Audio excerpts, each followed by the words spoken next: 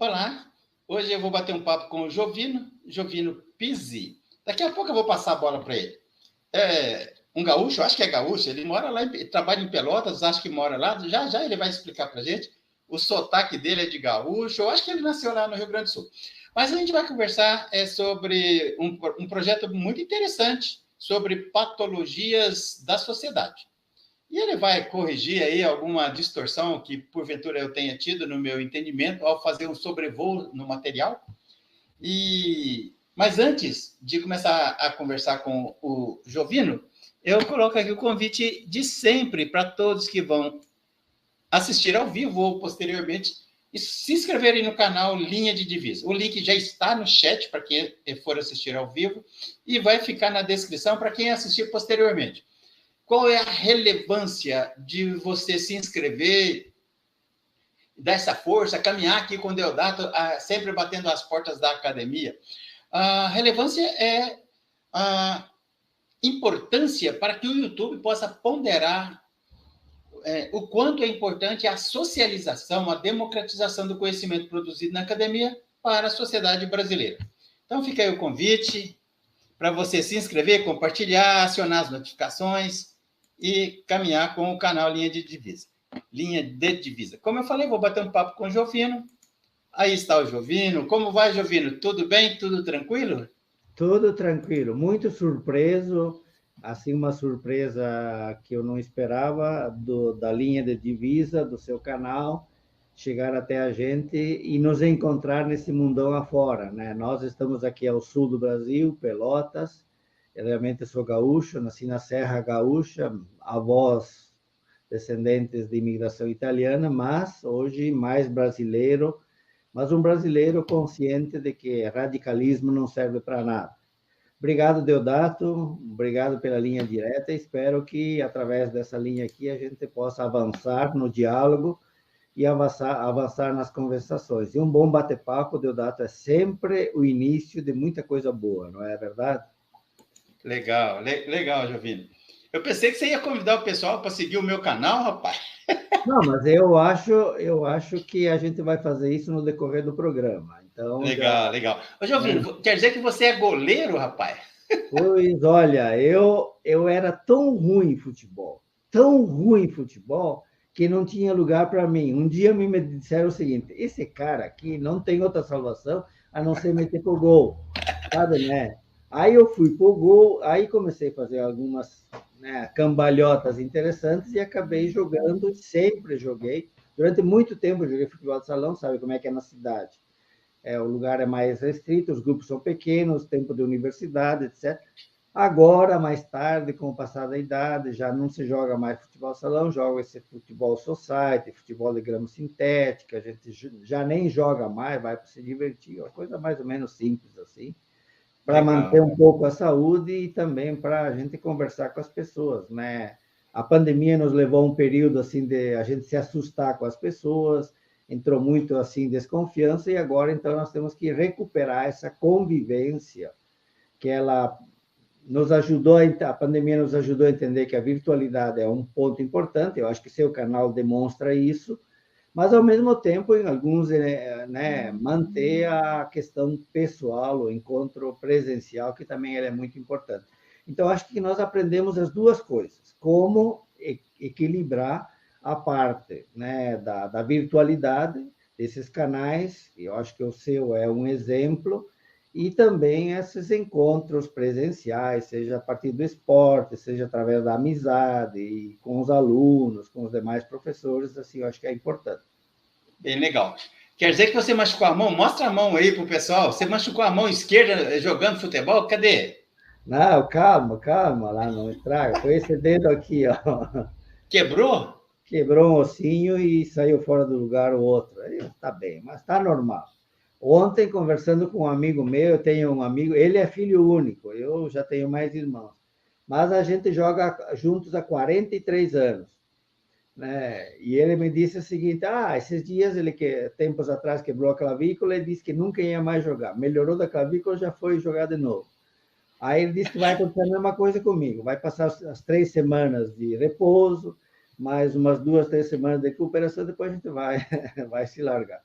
Mas não Legal. é, né? É aquela velha história, Deodato. A gente vai para conversar com as pessoas, para curtir as amizades, né? Tomar algo depois do jogo, fazer um churrasco, ou como a gente chama aqui no Sul, fazer um churrasco uma vez por mês, uma confraternização do grupo. Essa coisa assim que eu acho que ela é muito saudável, evita a desconfiança, né? Não tem partido, a gente discute política, mas não entra nesses discursos de ódio, nesse discurso de discriminação, porque eu acho que isso é a vida, né? A vida é descobrir pessoas, é descobrir possibilidades de canais de interação e descobrir formas também de, na presencialidade, a gente avançar né, na amizade, no respeito, né, na confiança nas pessoas, etc. Então, por exemplo, eu Legal. vejo contigo aqui uma coisa extraordinária. Você me localizou, a gente está aqui em dois lugares diferentes do país, e de repente estamos conversando até de futebol. Eu não sei, que mágica que você tem.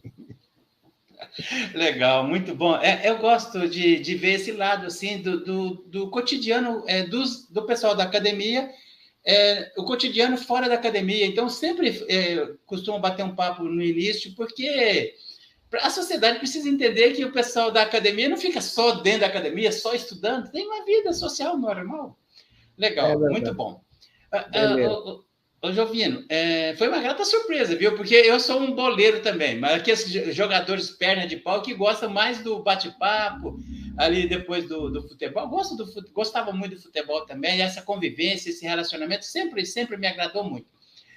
Ô, Jovino, eu queria que você falasse um pouquinho sobre o projeto acerca das patologias sociais lá da Universidade Federal de Pelotas. Eu queria que você falasse como você começou a falar na prosa prévia, antes de entrar no ar, como é que surgiu? Como é que se deu isso? Essa questão da internacionalização. Fala um pouquinho sobre essa questão.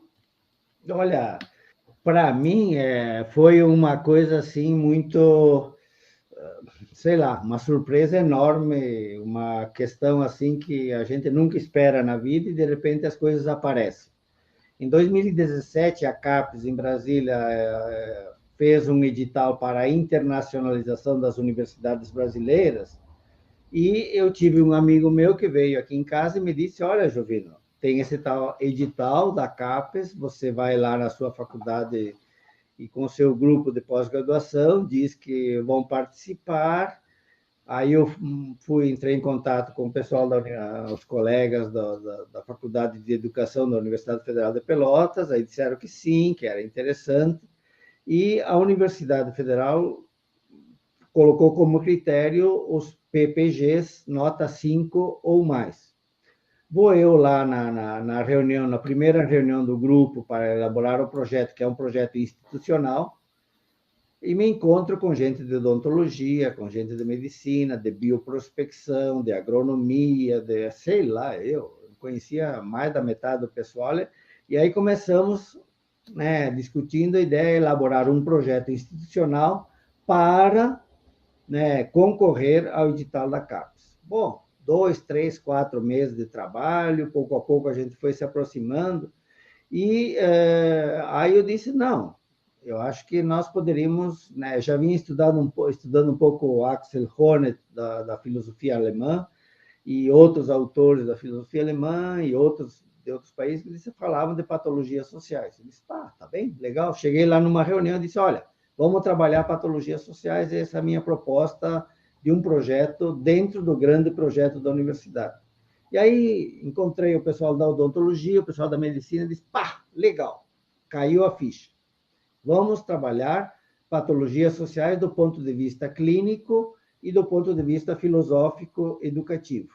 E aí nasceu o projeto, colocamos, a Universidade Federal de Pelotas foi agraciada com o projeto, e aí começamos a trabalhar, e trabalhamos, né, no sentido de ver como aproximar áreas diferentes das ciências para tratar aquilo que é meio, né, problemático na sociedade. Deodato, mas tem um dado interessante, Deodato. Por quê? Porque toda a filosofia, ou boa parte da filosofia dos anos 60, 70, 80, né, inclusive das ciências sociais, inclusive, né, sempre trabalharam no aspecto positivo. Políticas sociais afirmativas, políticas distributivas, ética, mais ética na sociedade. A própria Constituição Brasileira de 1988 coloca para nós a ideia de que é uma Constituição social. Ora, né, então, esse lado mais, né, mais positivo, esse lado mais, né, prospectivo, no sentido, né, de ir para frente, ele nunca deixou lugar, ou nunca teve o lugar adequado para a gente também estudar as anomalias sociais, as controvérsias, aquilo que, né, é também nocivo para a sociedade. E o exemplo disso é, hoje em dia, quantos, né, grupos né, que defendem discursos de ódio, defendem, né, a discriminação, tratam do bullying, da fake news. Então, a gente começou a entrar por aí, dizer, ó, quanta coisa nós temos e que não estudamos devidamente, que estragam o nosso diálogo, que estragam a nossa conversa depois do jogo, que nos colocam medo para a gente se encontrar, para sair para a rua. Então, é um pouco isso. Como, hoje em dia, né, através de um projeto de pesquisa, de interação entre grupos de diferentes áreas do conhecimento, como no nosso caso, odontologia, áreas da saúde, e filosofia e educação, como nós podemos elaborar um projeto para, né, avançar e estudar também as malezas, as maldades, as falcatruas da nossa sociedade. Então, é um pouco essa questão assim que está por trás do nosso grupo, que está por trás do nosso estudo. A pandemia deixou um pouco em stand-by, deixou um pouco parado isso aí, mas depois, agora, 2022, já avançamos bastante e estamos, assim, bastante animados, né, para seguir em frente. Legal. Jovino, você é o coordenador do projeto? Sim, lá na CAPES eu sou coordenador do projeto do Observatório de Patologias Sociais, mas nós temos professores, né, da Faculdade de Educação, estudantes de pós-graduação da Faculdade de Educação, e nós temos também professores e estudantes de pós-graduação da odontologia, de medicina, de sociologia, de várias áreas da universidade. E a gente faz esse trabalho através de duas formas. Primeiro, um seminário internacional online, que iniciamos em 2021, e hoje, agora de tarde, nós terminamos esse seminário virtual com professores do Chile, professores da Argentina, professores da Colômbia, professores da Espanha, professores da Venezuela, professores do Brasil, aqui da Federal de Pelotas, da Universidade Federal de Florianópolis, da Estadual de Campinas não, de Londrina, aliás, não fica muito longe, mas me enganei, mas eu acho que é um pouco por aí, tá bom? Quer dizer, e para o próximo semestre também nós estamos pensando continuar com o Seminário 3, com esse mesmo grupo em nível internacional. E, ao mesmo tempo, nós fizemos em 2020, 2021, né, elaboramos um glossário de patologias sociais. E na semana passada, um glossário publicado, um e-book publicado aqui pela editora da Universidade Federal, com professores de 8 países diferentes, e na semana passada, eu não sei se é muito, é pouco, bastante, não sei o quê, mas passamos dos 3 mil acessos desse e-book. O acesso é livre e gratuito? É livre. Só um pouquinho que eu já vou te colocar no chat. Legal. Coloque no chat que eu vou depois copiar e deixar na descrição.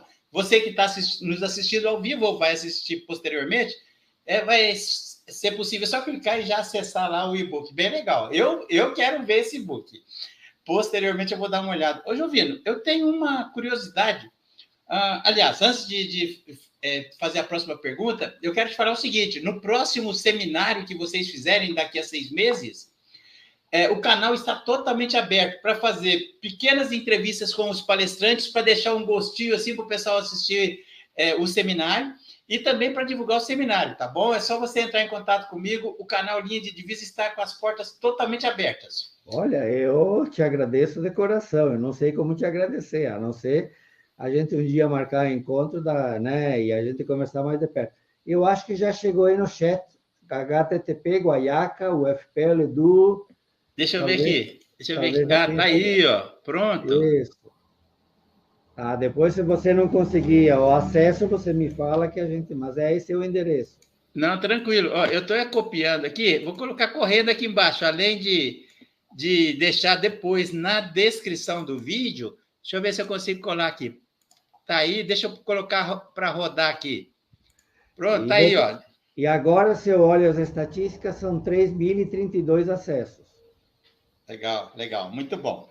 Aí a Vou gente deixar tem correndo. professores da Argentina, a turma do Chile, tem gente da Espanha, dos Estados Unidos, aqui do Brasil, e a gente está um pouco animado para fazer uma segunda edição. E aí, quem sabe, tenhamos você também para escrever uma patologia, nos descrever uma patologia social também, né? Quem sabe, quem sabe. Olha, já estamos com muitas proposições, hein? Muitas propostas. Vamos ver, né? Legal, muito bom. Jovino, você, pelo material que você me mandou lá, eu estava dando uma olhada, também fuçando no teu Lattes, me parece que tem dois grandes temas que servem de pivôs centrais. Como é que é essa questão desses dois grandes temas? Não, na elaboração do projeto institucional, a Universidade Federal de Pelotas, ela colocou como dois temas desafios saúde e alimentos, tá bem? Então, esses eram os dois temas norteadores do grande projeto da universidade que foi contemplado pela CAPES.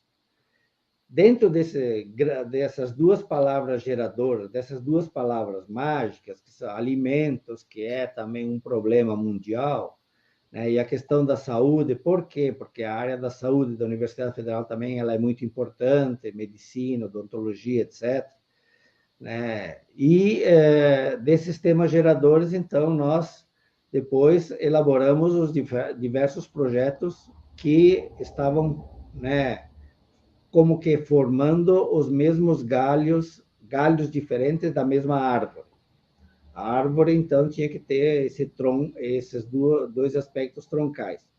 O projeto do Observatório de Patologias Sociais está ligado na área das ciências humanas e saúde. Tá? Então, a gente não trabalha muito com esse setor de alimentos, que é um pouco, são outros projetos, como agronomia, como, né, que eu sei agora. Então, essas são as duas palavras mágicas norteadoras do grande projeto da Universidade Federal e que favoreceu a gente trabalhar em questão da área, né, que é um desafio, está sendo uma aprendizagem muito interessante, difícil às vezes, de como, né, você, da área da educação e da filosofia, senta com odontólogos que têm projetos, né, e que nesses projetos a gente possa encontrar uma linha comum. Qual é a nossa linha comum? Qual é a nossa, né, o eixo troncal do nosso projeto? Né? É a área da filosofia, educação e saúde. Né? Mas como a saúde, e aí vem um pouco a inspiração do nosso projeto das patologias sociais, como a saúde ela trabalha com diagnóstico dos pacientes, e também o prognóstico do médico, do dentista, etc., nós elevamos isso, nós, né, ampliamos as fronteiras para não discutirmos questão de saúde individual, saúde pessoal, embora na prática não dá para separar, mas o nosso foco é a percepção que as pessoas têm da ideia de saúde ou de doença social. O que afeta a convivência? Qual é a percepção? A nossa grande propósito é assim, entender como as pessoas, né, manifestam a sua percepção de doença da sociedade, doença na convivência, que vai dos vizinhos, bairros, cidades, regiões, países e mais amplamente.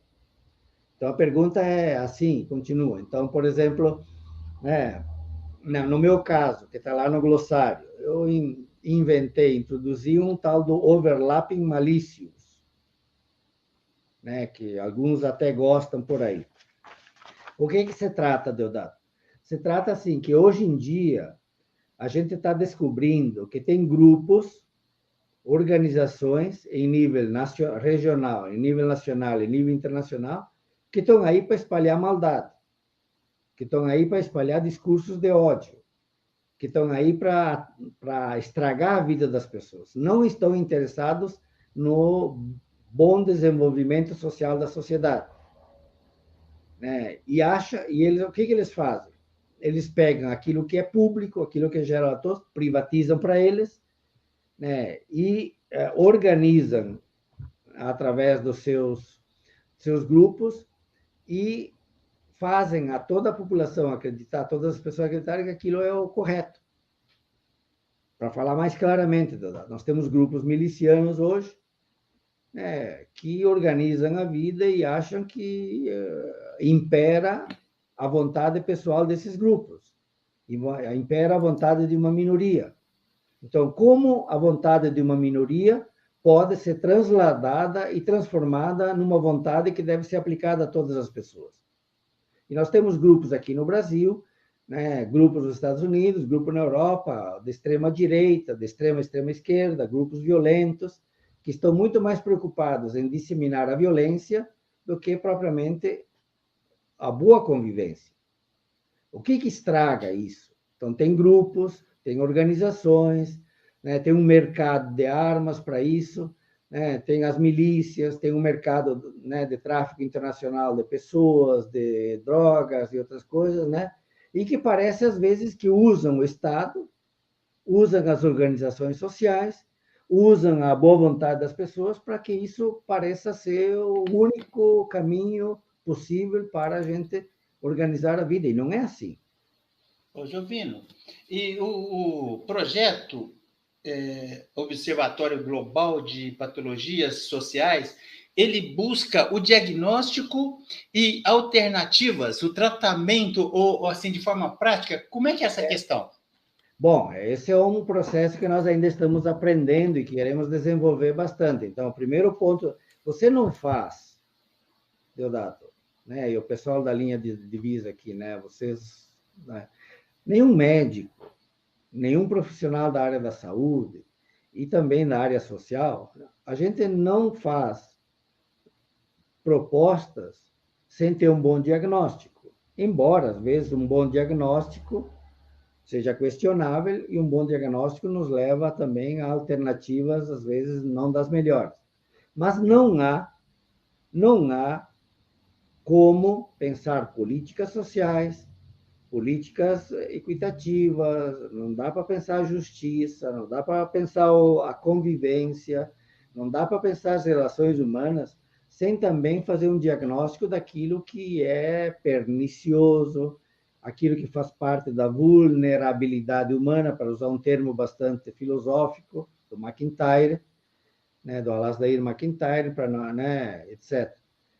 E um pouco aquilo que o Kant dizia, né, que há um certo reino de demônios, né, mas os demônios não criam reinos, não criam sociedade, não, eles criam organizações que são paralelas, que não são adequadas. Então, a partir disso, nós vamos, então, só a partir disso, nós vamos poder, então, propor alternativas.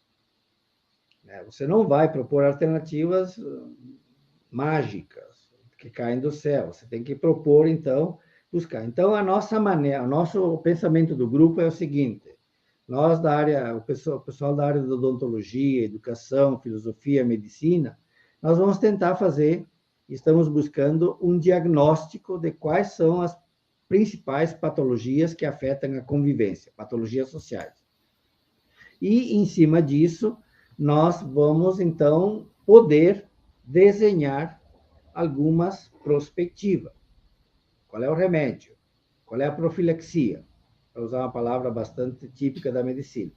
Então, esse é o nosso objetivo. O que nós fizemos nesses últimos 2 meses?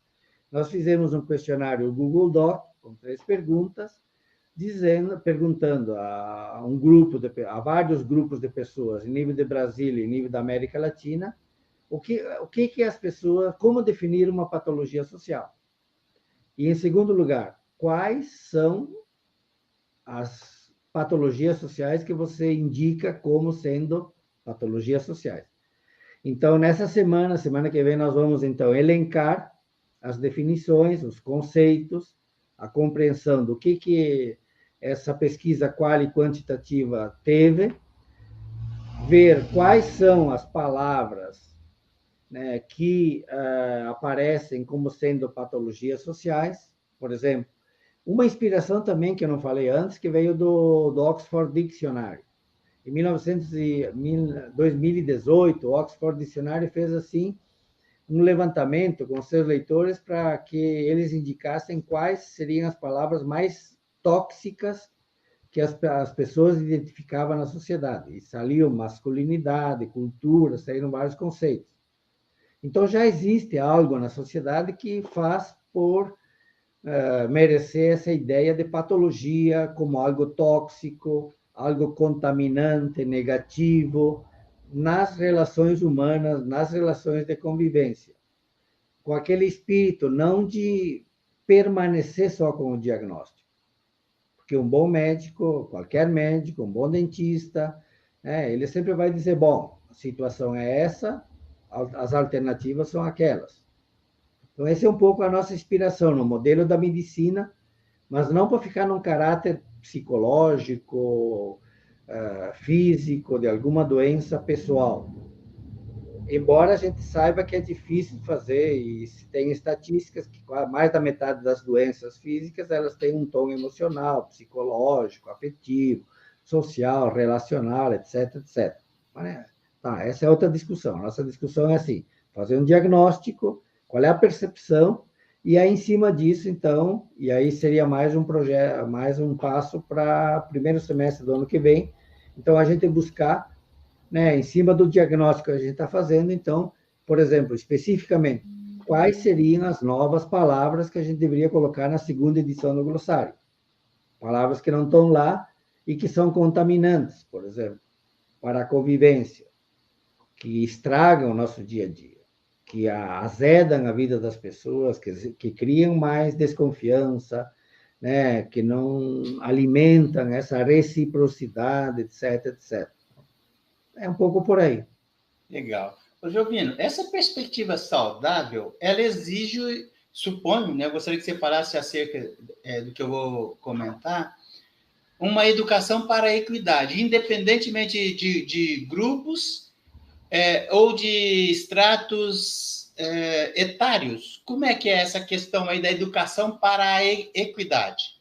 Bom, a gente trabalha várias coisas. A questão da equidade, a questão da confiança mútua, a questão um dos temas muito importantes é a autorrealização.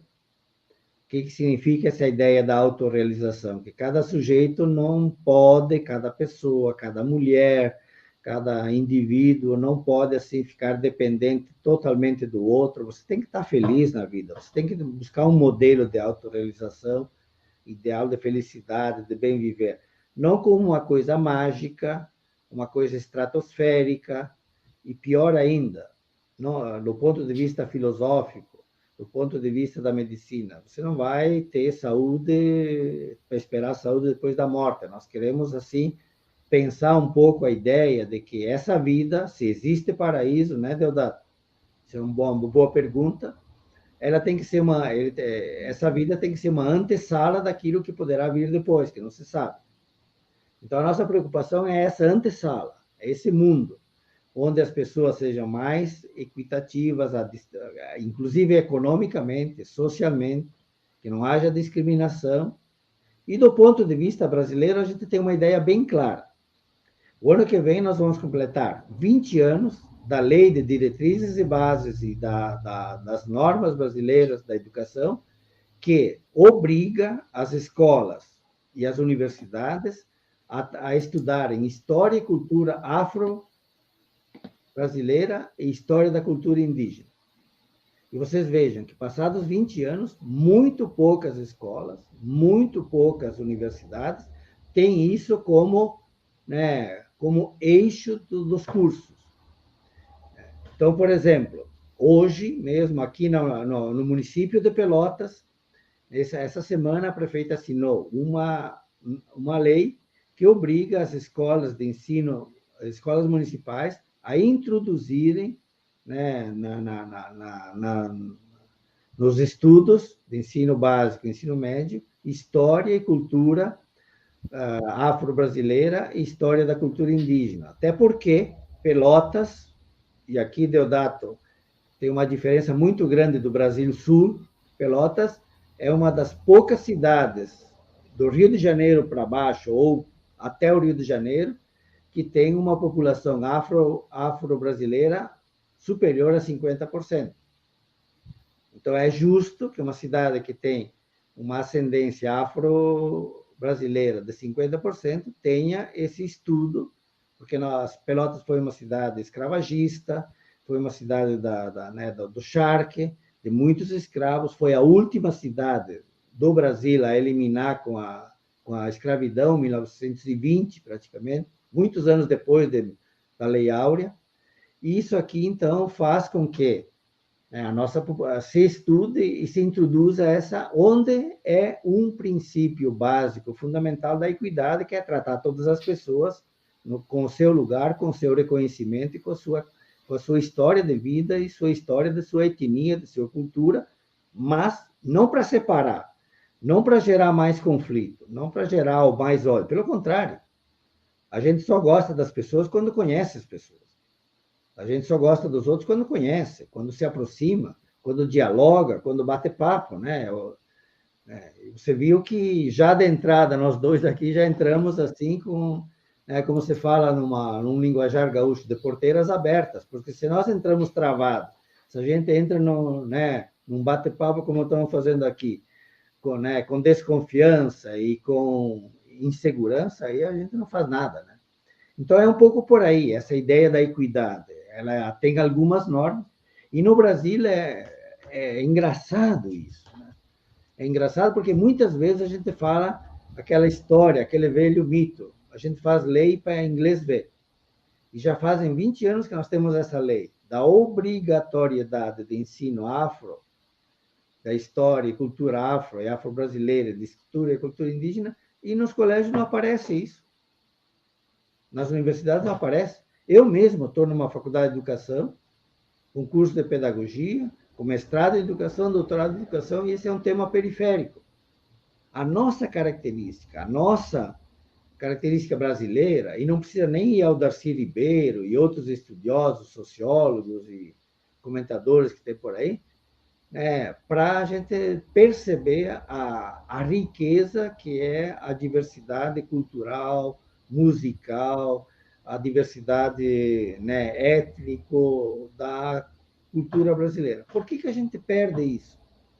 Por que a gente joga fora? Por que a gente fica brigando por uma coisa que é essencialmente nossa, característica nossa? Então, por exemplo, mesmo que a gente olhe de um jeito ou de outro, independente da maneira como a gente olha, esse campeonato mundial de futebol, ou a Champions League, ou a América, a gente percebe quantos jogadores de cor, etnia diferente fazem parte do mesmo tipo de time de futebol, compartilham do mesmo jogo, fazem parte. E aí, claro, nós temos duas alternativas. Ou assumir isso e fazer disso um elemento importante para a convivência, ou transformar isso em clima de guerra. Mas eu não sei se todos estamos a fim de viver guerra permanente de uns contra outros. Eu acho que não. Porque senão viver a vida em plena guerra, desconfiança, se encerrando dentro de casa, achando que tudo é militarismo, tudo é belicismo. Não, a gente não foi feito para isso. Temos tão pouco de vida, tão pouco tempo, tão interessante a vida, para a gente partir para uma outra coisa. E se nós estudarmos isso, das questões etnoculturais, das questões das diferenças econômicas, das questões das diferenças de pensamento, nós poderemos, então, avançar no sentido de um equilíbrio. Se você entende, Deodato, que a ideia da equidade é um equilíbrio, significa que nós temos que equilibrar características de diferentes pontos de vista, étnicos, culturais, religiosos, esportivos, etc. E aí a gente vai para frente.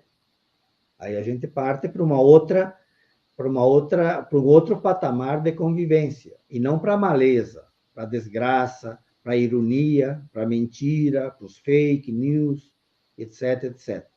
Então, é um pouco essa ideia, né? Não sei se ficou muito clara a minha percepção, né, a partir da sua pergunta sobre equidade, mas eu acho que ela envolve vários aspectos, não só na educação, mas na política, nos esportes, né, na economia, para que se junte vários fatores. Porque, assim, uma boa massa, uma boa feijoada, ela não é feijão e água, ela tem vários ingredientes, né? E bem condimentados os ingredientes, aí vem a palavra equidade. Nem muito sal, nem pouco sal, nem exagerado num tempero, nem exagerado no outro. Não é assim? Se nós pudermos pensar a comida, a feijoada, o carreteiro paulista, que é diferente do carreteiro gaúcho, o churrasco, bem equilibrado no tempero, a gente vai transferir isso para a sociedade num equilíbrio entre as etnias, né, as diferentes gerações, as questões econômicas, as questões de esporte, numa coisa agradável. Assim, Ô, porque Jovino, ah, ao longo desse... Tem quanto tempo que surgiu o projeto? nós começamos, a elaboração do projeto foi 17, 18, e começamos a trabalhar para final de 2018. Trabalhamos 19, aí veio a pandemia, aí, né, cada um trabalhamos um pouco online, mas foi muito difícil para organizar, a gente parou com os bolsistas, parou com as orientações presenciais, e agora retomamos com muita força 2022. Ok. Em algum momento, os rumos que o projeto foi tomando te surpreenderam? Porque você passa, assim, é um prazer enorme em falar do projeto. Eu acho que vocês estão com um material que vai estar sendo produzido, vai ser produzido ao longo do tempo, vai dar muito trabalho, tem muitos desafios, mas uma grande contribuição para a sociedade. Não, olha, eu não sei te explicar se isso me surpreendeu, mas isso me desafiou um monte. O nível de desafio para a gente poder trabalhar com áreas diferentes é uma coisa assim que gera angústia. Como é que eu vou fazer? Como é que nós vamos... semana que vem tem uma reunião com a turma da... No início era assim. Aí vai ter uma turma da odonto, vai ter um pessoal da medicina, tem alunos de outros cursos. Como é que eu organizo uma reunião assim para poder me fazer entender, nos fazer entender entre todos assim, dessa maneira? Aí começava assim, bom, o pessoal da odonto, vocês da filosofia usam esse termo, nós usamos esse termo. Vocês usam aqui, sim, essas aproximações, essas novas formulações, que eu acho que é o futuro do pós-graduação no Brasil e no mundo. E mais ainda, então você imagina, uma reunião nós aqui na universidade. Aí depois, com as redes que a gente tem, o pessoal da Argentina, os professores do Chile, professores da Espanha, nos Estados Unidos, como é que eles pensam? O que eles têm a dizer? Né? Tudo isso é uma completa incerteza e uma completa vontade de aprender mais. Então, você fica com uma vontade de aprender mais, porque você não sabe como é que vai ser a reunião da semana que vem, como é que você vai ser o semestre que vem, por quê? Você planeja, mas esse planejamento ele é muito em cima daquilo que... Muito diferente de você ter um planejamento, chegar na sala de aula com os alunos presenciais, você cumpre isso, cumpre o roteiro, você faz, você redefine na hora e na presença de todo mundo, mas aqui é tudo online, é bastante virtual, é o nosso grupo, é gente que está o Max, que foi um dos também, aqui vale a pena, me esqueci no início, o professor Maximiliano Sensi, da odontologia, que hoje está na Holanda, foi um dos, né, pontos chaves nosso observatório. Agora o Max está na Holanda e diz, pô, Max, como é que eu faço isso? O que eu digo para o teu pessoal da Odonto? Né? Como é que nós vamos fazer isso? Como é que nós vamos elaborar aquilo lá? Então, ela é uma pesquisa agradável, ao mesmo tempo te gera insegurança e ao mesmo tempo gera aquela curiosidade infinita de você saber de que você está caminhando mas que pode te surpreender, que pode avançar nesse sentido. Para mim, depois de 40 anos de magistério, de professor, de 35, de pesquisa, quando você chega num ponto que você diz, bom, agora o que vem é lucro, mudou tudo na minha vida. Mudou completamente a minha noção de pesquisa, mudou profundamente, para não dizer completamente, a minha noção de transversalidade, de interdisciplinaridade, de vínculos nacionais e internacionais, né, que me deixa assim, né, me reconheço assim muito pequeno, mas muito pequeno, e reconheço o quanto é que a universidade, a pesquisa, os professores podem contribuir com a ciência, contra o negacionismo também, mas avançar nessa pesquisa no Brasil e aprender dos professores e das pesquisas de outros países também. Jovino, eu estava pensando aqui, o exercício dessa coordenação, ela exige flexibilidade, empatia, resiliência, empatia no sentido de ficar totalmente aberto ao que vem, que é colocado pelo outro, independentemente da realidade que ele vive. É extremamente desafiador e interessante. Assim, as relações humanas envolvidas, que, em última instância, são a razão de ser do projeto, né? Está sendo colocada ali no dia a dia na construção do projeto. Bem interessante. Né? E uma insegurança positiva. O que é uma insegurança positiva? Que você vai caminhando, mas você não sabe se depois de 3 passos você não tem que voltar tem que aprender de novo, tem que buscar aprender para depois dar mais 2 passos, né? Então quebra um pouco com esse formalismo acadêmico, tudo prontinho, arrumadinho, né, de um projeto que a gente pesquisa isso, depois faz o passo seguinte, faz o 3º capítulo, 4, está tudo arrumadinho. Aqui não tem muito isso. Então, a gente tem, por isso que é interessante, dado aquilo que você fala, a gente tem um projeto, mas a gente não tem todas as guias para a execução do projeto. Não tem né, todo o quadradinho que você salta de um degrau para outro, não é um pouco assim. E aqui também tem outro dado, né, sobre o aspecto que você levanta, que geralmente na filosofia, nas ciências humanas, a gente tem uma certa resistência à pesquisa empírica. Sim, sim. Então, esse também é um aprendizado que eu fiz. Eu tive uma sorte na vida muito grande, que meu doutorado foi na Espanha. E foi lá na Universidade Jaume I, que pouca gente conhece no Brasil, e a Universidade de Valência. Ô, Jovino, fala um pouquinho dessa universidade. Me chamou a atenção, assim, o fato de ela ser não muito conhecida no Brasil. Fala um pouquinho dela, onde ela fica, como é que é essa universidade? Ela é conhecida, assim, no Brasil, mas pela área do azulejo.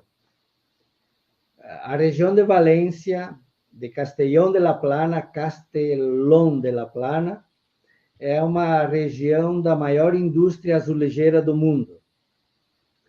E os empresários... Qual é a localização na Espanha? É norte, sul, leste, oeste? Valência, ela fica a 65 quilômetros em direção a Barcelona. Ok. E que distância fica de Portugal? Não, de Portugal dá 1 hora de voo. 500 quilômetros, mais ou menos? Um pouco mais. Um pouco mais. Ela fica a 65 quilômetros de Valência e a 220 de Barcelona. Você ficou quanto tempo lá? 4 anos. Você aproveitou para assistir os jogos do Barcelona, hein? Nem eu, meu filho. Eu sou de jogar, não sou de assistir. Essa é a minha grande diferença. Legal. Mas veja bem, aí eu cheguei lá para fazer o doutorado e o meu professor orientador, ele me disse o seguinte: amanhã tem uma palestra na Bolsa de Valores de Valência para pequenos empresários. Eu te convido, você vai junto comigo. Eu assisti, eu caí, eu não sabia o que dizer. Como é que eu, fazendo um doutorado em filosofia, vou assistir uma palestra para pequenos empresários na Bolsa de Valores de Valência? Você estava, eu não sei se você ia ser dado a oportunidade de você falar, mas o teu projeto assim, chegando aos pequenos empresários é uma forma de impactar a sociedade. Não, aí eu entendi o que é filosofia prática. Não é aquilo que você estuda nos livros, não é como é que você faz a demonstração de que um autor diz isso, outro autor contesta, e aí você faz uma tese, mas E em 2020, eu estava lá para um estágio de pós-doutorado. Aí acho que foi um pouco antes, não sei lá, mas eu peguei um período um pouco complicado. Aí aquele que foi meu professor orientador, que é meu amigo, ele disse: olha, eu vou lá na prefeitura apresentar um projeto de ética e turismo. Aí eu vou lá assistir. Então, o que eu aprendi com o meu doutorado? De que se você não transforma as ideias em prática, em atividade prática, e não transforma isso numa questão de vivência, a filosofia ela se torna meramente uma hermenêutica de textos, uma interpretação de ideias que, de repente, não, né, vira pura imaginação.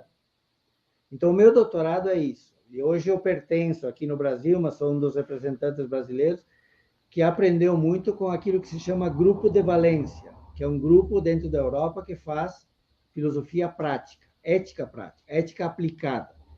A ponto que nós temos uma associação latino-americana de éticas aplicadas também. Eu já fiz um convite para você, já abri as portas aí para o próximo seminário. Essa associação aí de ética prática me interessa demais. Jovino, você sabe que eu costumo falar que uma das razões de existir o canal Linha de Divisa é deixar um legado para os nossos filhos e netos, buscando uma sociedade mais ética, sem corrupção, mais justa. E, assim, está totalmente aberto. Você me chama aí no WhatsApp depois, a gente vai conversar muito. Legal. Jovino, então tá bom. Assim, você, evidentemente, você deve ter percebido a enorme contribuição que o projeto aí da Federal de Pelotas tem na mão para a sociedade, não é? Os projetos, eles são sempre projetos, né, Deodato? A gente vai, avança. O importante por exemplo, do meu ponto de vista, é agora nós estarmos, por exemplo, ligados à área da odontologia com os professores que fazem medicina social, que trabalham saúde social. Né? Então, a gente está vendo o quanto isso é importante num país como o nosso e diante do contexto que nós estamos vivendo. E as dificuldades que a medicina social, que a filosofia social, que a ética aplicada tem hoje no contexto brasileiro. Como muitos grupos reacionam contra isso, um negacionismo da ciência, um negacionismo da aplicabilidade, e às vezes por culpa nossa, dos professores também, porque a gente tem que fazer a meia-culpa. A gente não né? Quantas vezes a gente fez trabalhos inúteis ou trabalhos que ninguém lê ou que não tem importância, não tem sintonia nenhuma com a realidade social, com a população pobre, com a população necessitada, com o pessoal, né? Então, a mesmo curso nosso de formação de professores, a característica do programa de pós-graduação em educação é a formação de professores.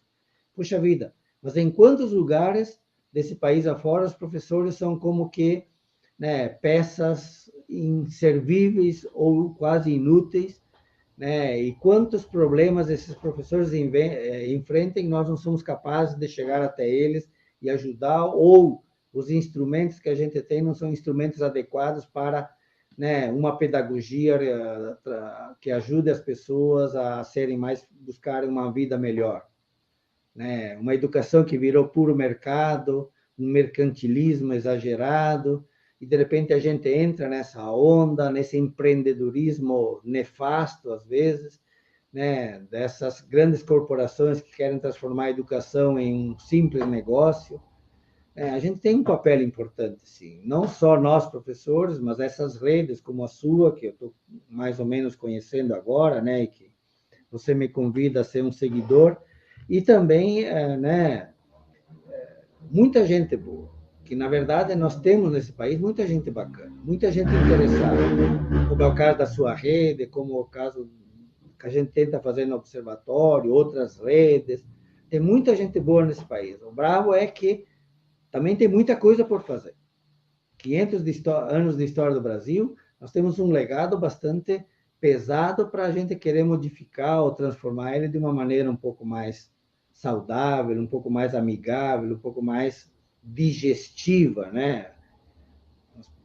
Nas nossas relações, e não tantas agruras, tantas amarguras, e também não pensar de que depois da vida a gente vai ficar feliz. Não, a gente tem que pensar na antessala, e a antessala é hoje e amanhã, de manhã, amanhã de tarde, semana que vem, não é para quando eu for embora de vez. Então, essa antessala aqui que me preocupa, que eu acho que é o nosso chão, o nosso lugar, e aquilo que nós podemos deixar também para os nossos filhos ou para gerações futuras. Isso é um marco importante, né, para a gente poder Legal. fazer. Mas é um pouco o meu jeito de falar, não sei se é, às vezes parece não ser tão acadêmico, ser mais coloquial, assim, aquilo que eu falo. Mas, Jovino, é muito bom você ter esse jeito coloquial para conversar, para que a sociedade possa entender as pesquisas. E isso é muito legal, o jeito que você coloca.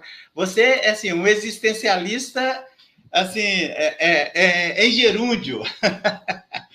Então, um existencialista amargurado e um existencialista esperançador. Amargurado porque dizem que eu sou muito crítico, muito duro nas críticas, mas, ao mesmo tempo, a crítica é uma crítica reconstrutiva, dizer, você não fica sem me dar uma resposta, sem me apresentar uma alternativa. Então, valem as duas coisas, dentro do existencialismo. Você queimou uma pergunta que eu ia te fazer, mas eu vou fazer assim mesmo.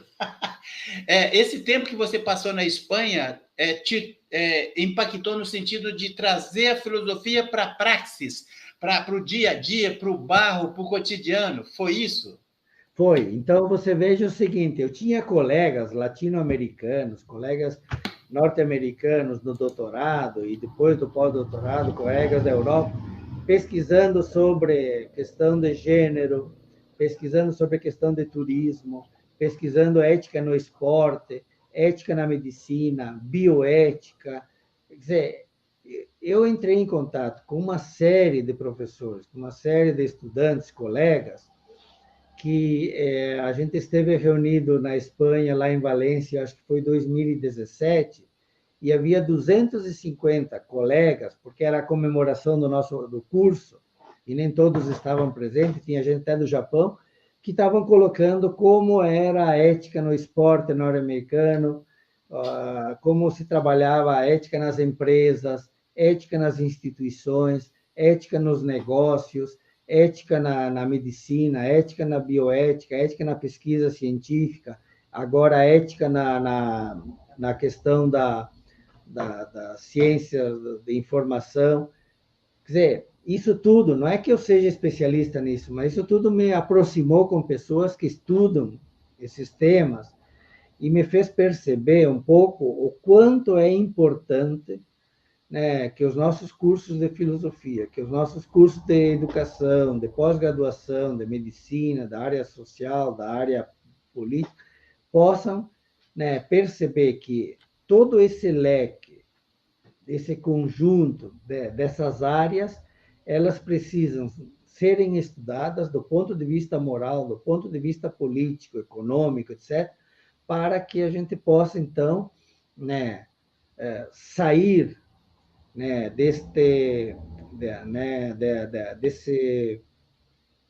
dessa pesquisa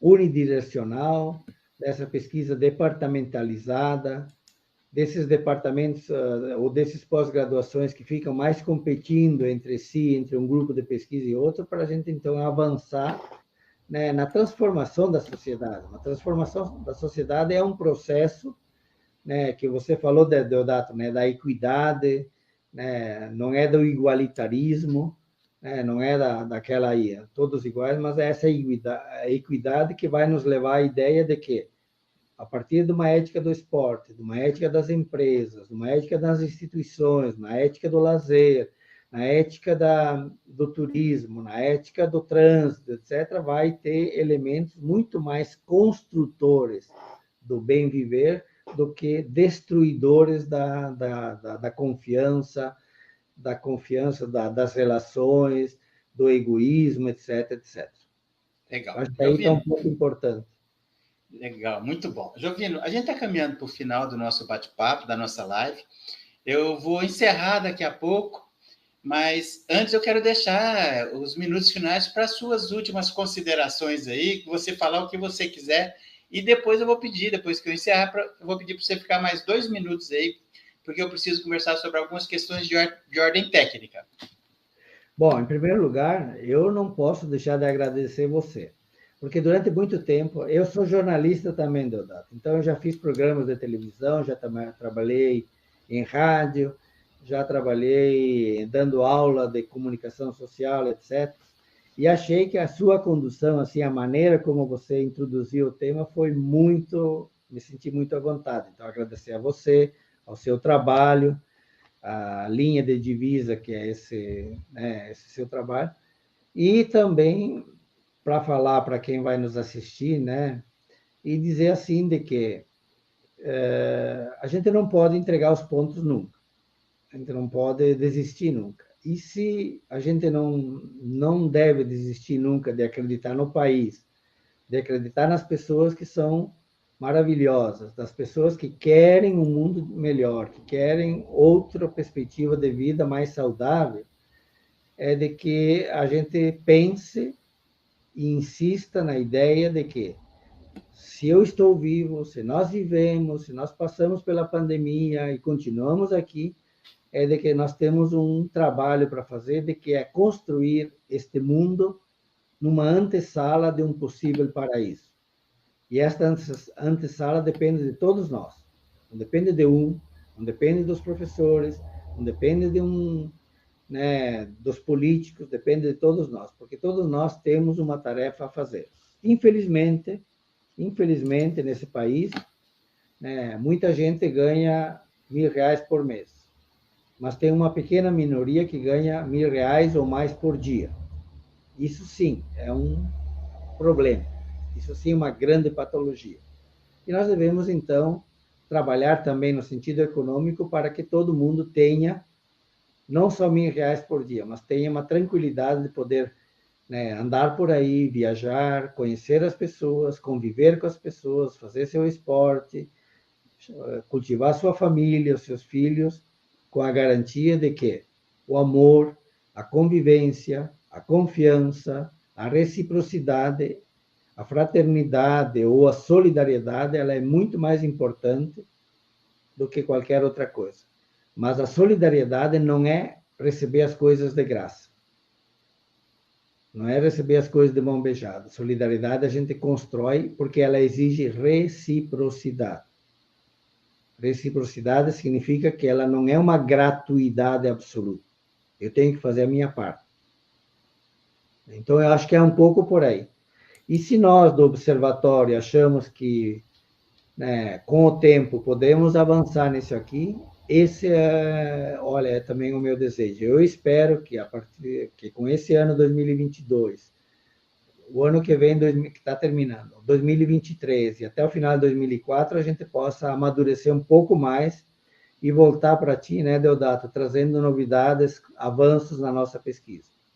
Legal, Jovino.